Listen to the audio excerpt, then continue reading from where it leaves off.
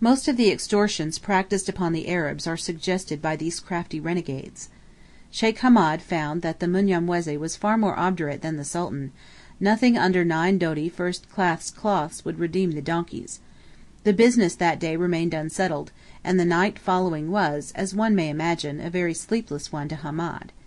As it turned out, however, the loss of the donkeys, the after heavy fine, and the sleepless night proved to be blessings in disguise, for towards midnight a robber Mgogo visited his camp, and while attempting to steal a bale of cloth, was detected in the act by the wide awake and irritated Arab, and was made to vanish instantly with a bullet whistling in close proximity to his ear. From each of the principals of the caravans the Mnyamwezi had received as tribute for his drunken master 15 doti, and from the other 6 caravans 6 doti each, altogether 51 doti; yet on the next morning when we took the road he was not in a whit disposed to deduct a single cloth from the fine imposed on Hamed, and the unfortunate Sheikh was therefore obliged to liquidate the claim, or leave his donkeys behind. After travelling through the cornfields of Pembera Pera we emerged upon a broad flat plain, as level as the still surface of a pond, whence the salt of the Wagogo is obtained. From Kenyeni on the southern road, to beyond the confines of Ihumba and Ubanarama, this saline field extends, containing many large ponds of salt bitter water, whose low banks are covered with an effervescence partaking of the nature of nitrate. Subsequently, 2 days afterwards, having ascended the elevated ridge which separates Ugogo from Uyanzi, I obtained a view of this immense saline plain, embracing over 100 square miles. I may have been deceived, but I imagined I saw large expanses of greyish blue water, which causes me to believe that this salina is but a corner of a great salt lake. The Wahumba, who are numerous, from Nyambwa to the Uyanzi border, informed my soldiers that there was a Maji Kuba away to the north. Mzanza, our next camp after Nyambwa, is situated in a grove of palms, about 13 miles from the latter place. Soon after arriving I had to bury myself under blankets, plagued with the same intermittent fever which first attacked me during the transit of Marenga Mkali.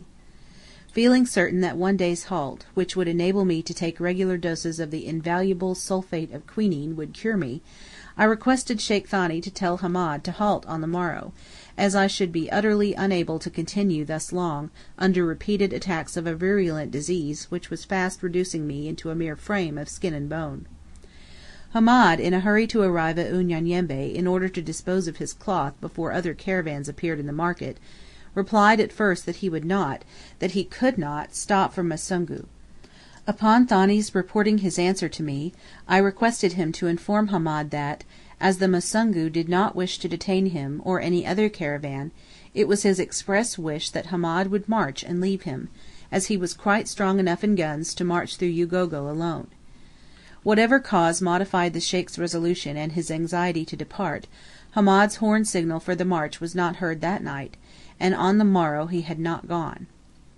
Early in the morning I commenced on my quinine doses. At 6 a.m. I took a second dose; before noon I had taken 4 more; altogether 50 measured grains, the effect of which was manifest in the copious perspiration which drenched flannels, linen, and blankets. After noon I arose, devoutly thankful that the disease which had clung to me for the last 14 days had at last succumbed to quinine.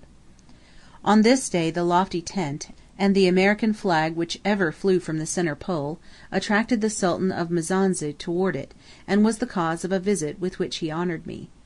As he was notorious among the Arabs for having assisted Mwana Sera in his war against Sheikh Snin bin Amir, high eulogies upon whom have been written by Burton, and subsequently by Speke, and as he was the second most powerful chief in Ugogo, of course he was quite a curiosity to me. As the tent door was uplifted that he might enter, the ancient gentleman was so struck with astonishment at the lofty apex and internal arrangements, that the greasy Barsati cloth which formed his sole and only protection against the chills of night and the heat of noon, in a fit of abstraction was permitted to fall down to his feet, exposing to the Musungu's unhallowed gaze the sad and aged wreck of what must have once been a towering form. His son, a youth of about 15, attentive to the infirmities of his father, hastened with filial duty to remind him of his condition; upon which, with an idiotic titter at the incident, He resumed his scanty apparel and sat down to wonder and gibber out his admiration at the tent and the strange things which formed the Musungu's personal baggage and furniture. After gazing in stupid wonder at the table, on which was placed some crockery and the few books I carried with me, at the slung hammock, which he believed was suspended by some magical contrivance, at the portmanteaus which contained my stock of clothes, he ejaculated, "Haila! The Musungu is a great Sultan, who has come from his country to see Ugogo." He then noticed me, and was again wonder-struck at my pale complexion and straight hair, and the question now propounded was, how on earth was I white when the sun had burned his people's skins into blackness? Whereupon he was shown my cork toppy, which he tried on his woolly head, much to his own and to our amusement. The guns were next shown to him, the wonderful repeating rifle of the Winchester Company, which was fired 13 times in rapid succession to demonstrate its remarkable murderous powers. If he was astonished before, he was 1,000 times more so now, and expressed his belief that the Wagogo could not stand before the Musungu in battle, for wherever a Mgogo was seen such a gun would surely kill him.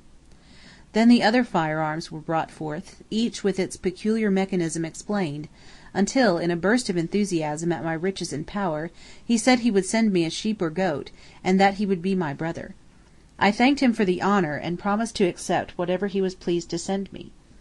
At the instigation of Sheikh Thani, who acted as interpreter, who said that Wagogo chiefs must not depart with empty hands, I cut off a shukka of Kaniki and presented it to him,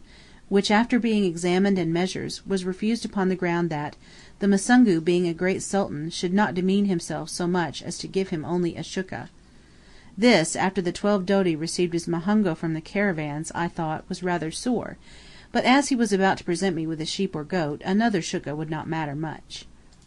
Shortly after he departed, and true to his promise, I received a large fine sheep, with a broad tail, heavy with fat, but with the words, that being now his brother, I must send him 3 doti of good cloth. As the price of a sheep is but a doti and a half, I refused the sheep and the fraternal honour, upon the ground that the gifts were all on one side, and that as I had paid muhongo, and given him a doti of Kaniki as present, I could not afford to part with any more cloth without an adequate return. During the afternoon, one more of my donkeys died, and at night the hyenas came in great numbers to feast upon the carcass. Ulimengo, the chasseur, and best shot of my Wangwana, stole out and succeeded in shooting 2, which turned out to be some of the largest of their kind. One of them measured 6 feet from the tip of the nose to the extremity of the tail, and 3 feet around the girth. On the 4th June we struck camp, and after travelling westward for about 3 miles, passing several ponds of salt water, we headed north by west, skirting the range of low hills which separates Ugogo from Uyanzi. End of Chapter 7, Part 2.